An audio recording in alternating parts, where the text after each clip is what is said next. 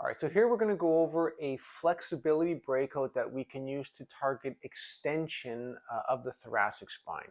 Now, as we've talked about before in previous videos, some of the key things that we're trying to do within the exercise prescription and within the treatment itself is we're trying to restore function at a joint-to-joint level.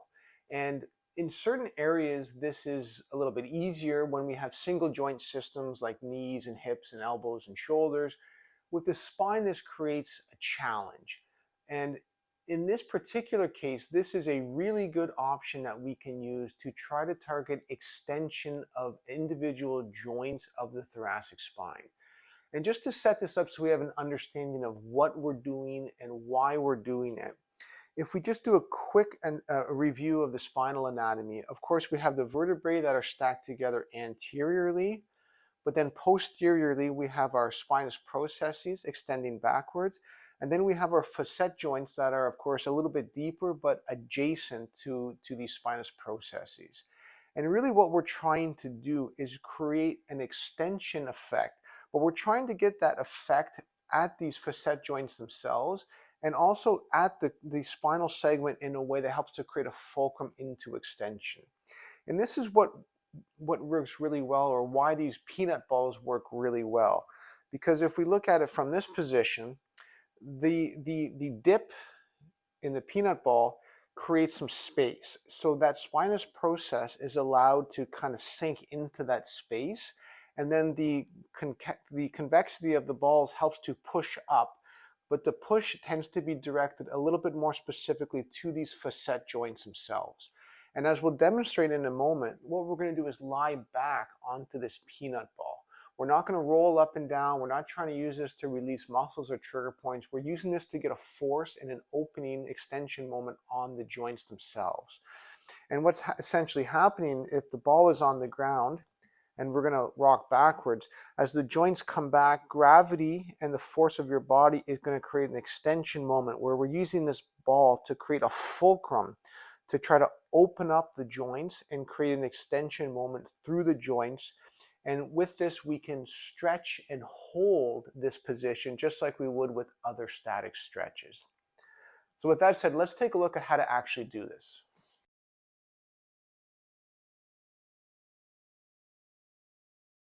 All right, so to perform the stretch and perform this mobilization, we're gonna do this laying down on the floor, on our back. And what we wanna do is, as you'll see in a moment, we're gonna get a yoga block or the equivalent ready. And we're gonna put this kind of where my head is gonna end up going as I lay backwards.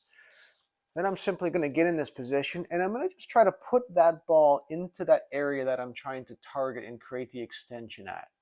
And then from here, I'm just gonna rock back slightly and I'm just gonna get a little bit of pressure between my back and on that peanut ball. And in this position, I don't have a lot of pressure. I have just enough so that ball stays in place and it's not rolling around on me.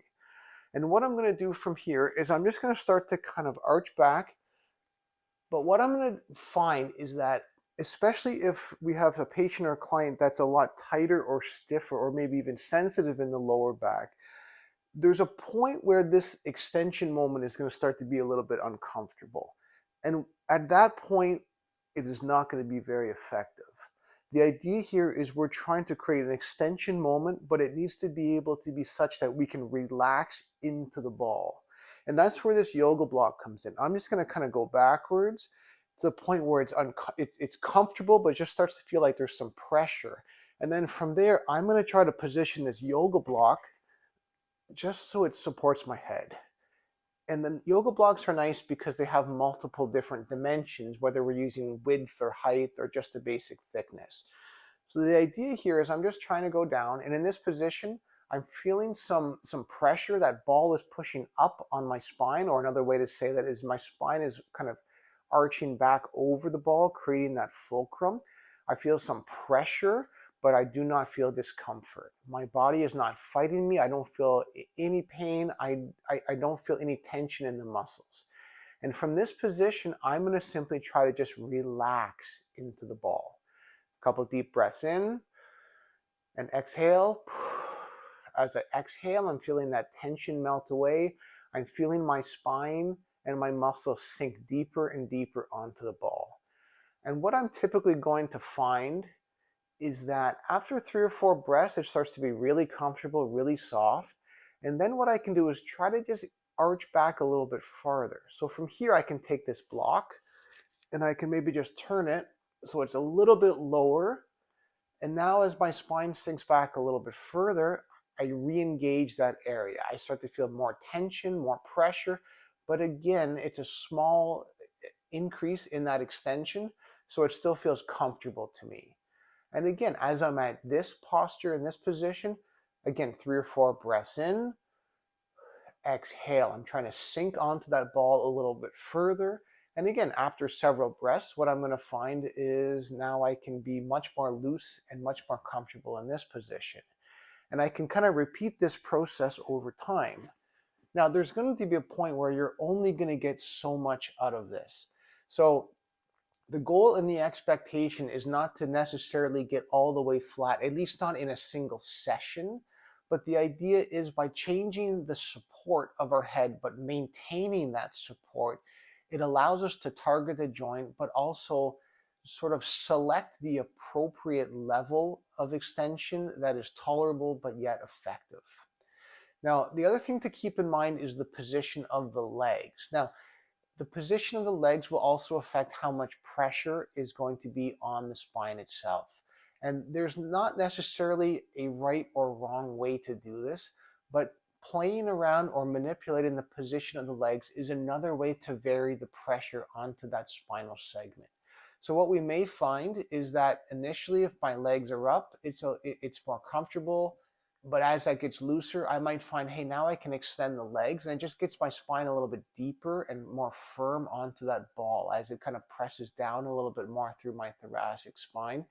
So we can keep that in mind as another variable.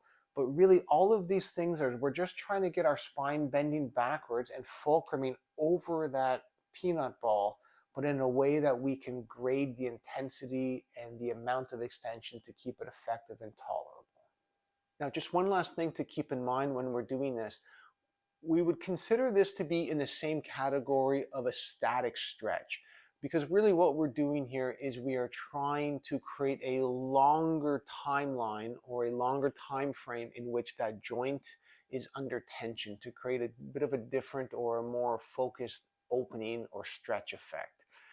Now, in a lot of our other stretching protocols, we will typically hold things for 30 seconds and repeat 3 times. And there's certainly nothing wrong with doing it this way, with this particular stretch as well. But one of the things that does work really effective, because we're sort of progressively or in a graded way going down further and further into extension, oftentimes what we're going to do is just prescribe one nice long repetition with this in order to get that nice long time under tension. So I might perform or have somebody perform, like I said, just one repetition, but this repetition might take them several minutes to slowly go through just to get that spine ratcheted down a little bit further, a little bit further, a little bit further over that several minute time frame. Now, the other thing to keep in mind is that this peanut ball release can be really effective when we're combining it with some of the thoracic mobilizations that we've spoke about in previous videos.